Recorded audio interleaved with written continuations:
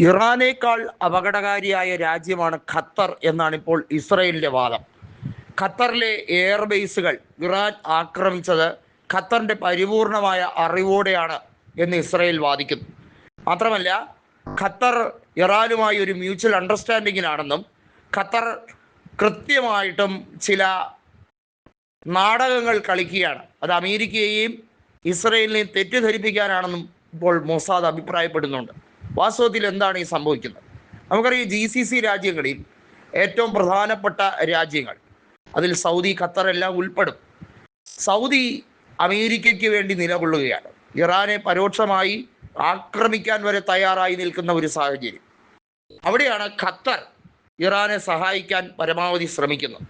ഖത്തറിലേക്ക് ഹൂത്തികളെ കൃത്യമായി കയറ്റി അയക്കുന്നതായി മൊസാദ് വെളിപ്പെടുത്തുകയാണ്. എന്താണ് അങ്ങനെ സംഭവിക്കുന്നത്?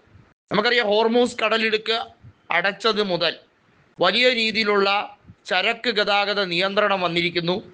വലിയ തോതിൽ ഡ്യൂട്ടി കൂടുന്നു, അതായത് ഹെവി ഡ്യൂട്ടി ഉണ്ടാകുന്നു.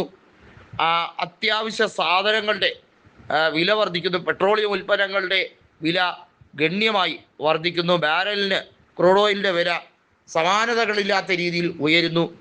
ഇവിടെയൊക്കെ എടുത്തു പറയേണ്ട ഒരു കാര്യം, ഖത്തർ എന്ന രാജ്യത്തെ സംരക്ഷിക്കാൻ ഇറാൻ നടത്തുന്ന രഹസ്യ നീക്കങ്ങളെക്കുറിച്ചാണ് ഇപ്പോൾ ഏറ്റവും ശക്തമായി ഇസ്രയേൽ ആരോപിക്കുന്നത്. അവിടെ ഇറാൻ പറയുന്ന ഒരു മറുപടിയുണ്ട്: എടാ ഭയങ്കര, മനസ്സിലാക്കി കളഞ്ഞല്ലോ, അതേടാ അങ്ങനെ തന്നെ എന്ന രീതിയിലാണ് ഇറാൻ്റെ നിലപാടുകൾ. മൊജ്തബ ഖമേനി ഒന്നും കാണാതെ ഖത്തറിന് കൈ കൊടുക്കുമോ? ഖത്തർ ഇപ്പോൾ ചെയ്തുകൊണ്ടിരിക്കുന്നത് ശരിയായ ദിശയിലുള്ള നയങ്ങളാണ്. ഖത്തറിലേക്ക് ഇറാൻ ആക്രമണം നടത്തുന്നു. ഇറാൻ ഖത്തറിനോട് മാപ്പപേക്ഷിക്കുന്നതായി പറയുന്നു. ഇസ്രയേൽ ഖത്തറിലേക്ക് ആക്രമണം നടത്തിയിട്ട് ഇസ്രയേൽ ഖത്തറുകാരോട് മാപ്പ് ചോദിക്കുന്നു. ഇസ്രയേൽ ഖത്തറിലേക്ക് ആക്രമണം നടത്തിയത് ഇറാൻ്റെ കേന്ദ്രങ്ങൾ പൊളിച്ചെടുക്കാനാണെന്ന് പറയുന്നു.